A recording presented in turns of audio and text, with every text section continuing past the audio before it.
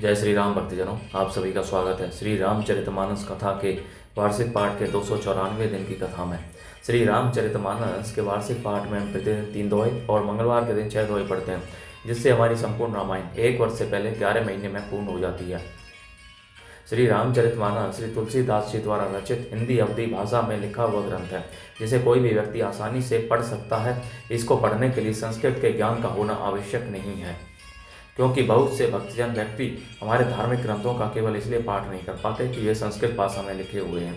इसलिए आप सभी से अनुरोध है कि आज से ही श्री रामचरितमानस का पाठ आरंभ कीजिए। अपने बंधु बांधवों, मित्रजनों, सगे संबंधियों को भी श्री रामचरितमानस का पठन में श्रवण करने के लिए कहिए। विशेषकर अपने बड़े बूढ़ों को श्री रामचरितमानस का पाठ कराइए, जिससे वे अंत समय में अपना जीवन सफल बना सकें और आप परम पुण्य का भागी बनें।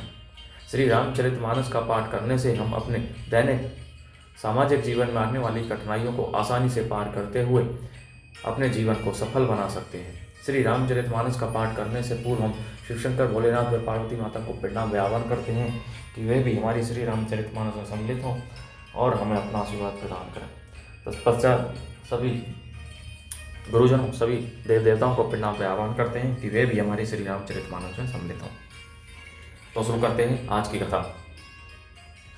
जीवन मुक्त ब्रह्म पर चरित सुनि तजी ध्यान, जय हरि कथा ने करे रति दिन के ही पासान। मंगल भवनीय मंगल हारी, द्रवौ सदशरथ अजरे बिहारी। सनकादि मुनि जैसे जीवन मुक्त और ब्रह्मनिष्ठ पुरुष भी ध्यान ब्रह्म समाधि छोड़कर श्री राम जी के चरित्र सुनते हैं। यह जानकर भी जो श्री हरि की कथा से प्रेम नहीं करते, उनके हृदय सचमुच ही पत्थर के समान है।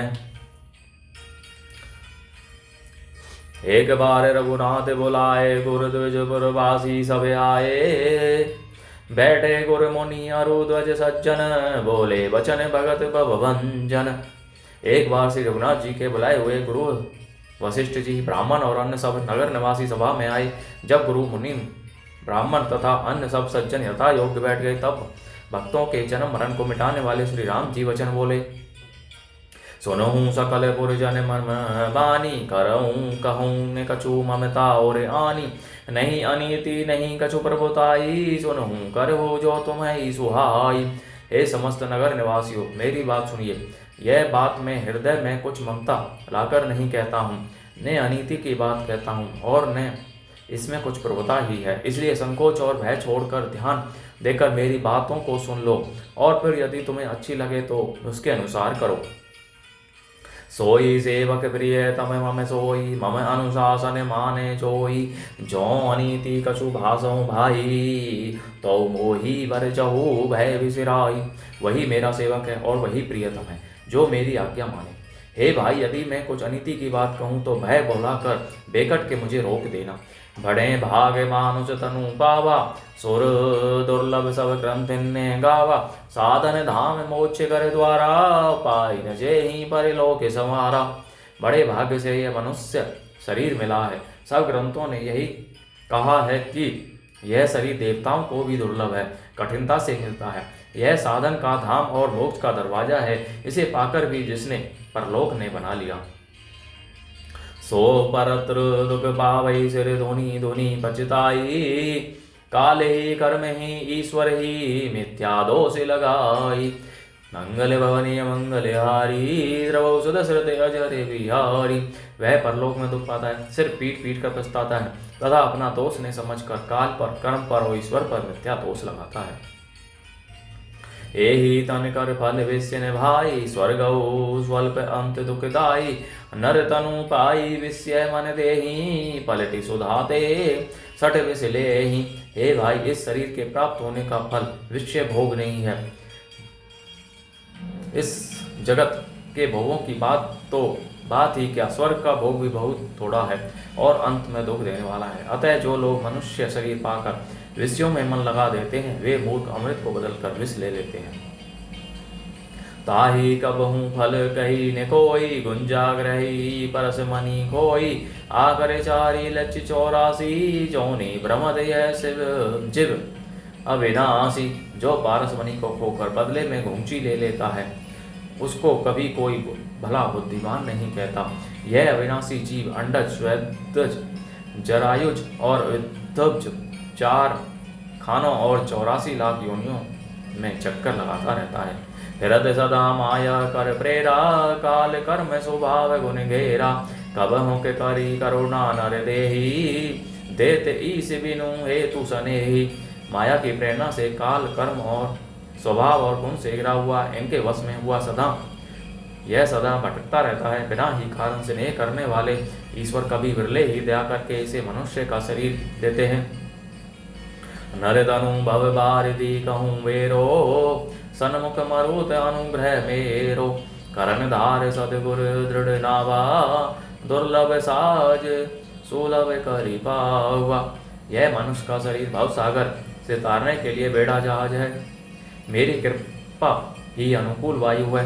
सदगुरु इस मजबूत जहाज के कर्णधार कहने वाले हैं। इस प्रकार दुर्लभ कठिनता से मिलने वाले साधन सुलभ होकर भगवत कृपा से सहज ही उसे प्राप्त हो गए हैं। जो ने तरे भव सागर नर समाज अस पाई, सो कृत निंदक मंदमती आत्मा ने गति जाई। मंगल भवन मंगलहारी, द्रौपद श्रुत अजर विहारी।